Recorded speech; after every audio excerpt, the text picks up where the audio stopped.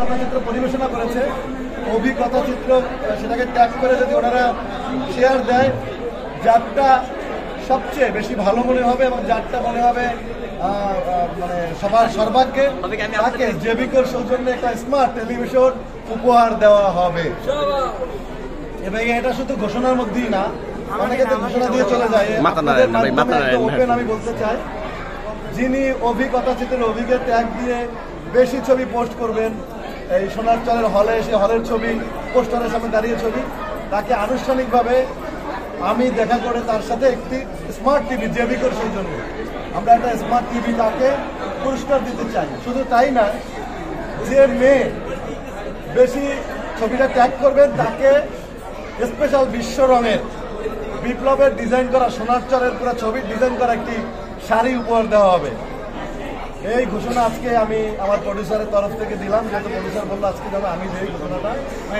মেয়েদের জন্য, ছেলেদের জন্য কি পুরস্কার আছে? ছেলেদের জন্য পাঞ্জাবি আছে, ছেলেদের জন্য পাঞ্জাবি আছে। আমার গায়ের যে পাঞ্জাবি দেখেন, সেম ডিজাইনের পাঞ্জাবি সেই ছেলেকে দেওয়া হবে, পুরো সোনার চরের কাজ করা, এবং সাথে আমার সাথে দেখা মিট অ্যান্ড গ্রিটস এবং উইথ পাঞ্জাবি। যে ছেলে একটা বেশি বেশি করে ছবির সামনে পোস্ট দিবেন, হ্যাঁ ছবি দরকার হয় আমরা ডিনার করাবো, কোনো অসুবিধা নেই। বাট এটা শুধু ঘোষণার মধ্যেই সীমাবদ্ধ রাখলাম না, এটা একদম সিরিয়াসলি ঘোষণা দিলাম, এবং আপনারা জেনেই রাখবেন এটা অবশ্যই আমরা এটা করবো। এবং অভির সাথে যোগাযোগ করলেই হবে, অভিকথাচিত্রের অফিসিয়াল যে কথাচিত্রটা ট্যাগ করলেই হবে, না ইনবক্সে যোগাযোগ করলেই হবে।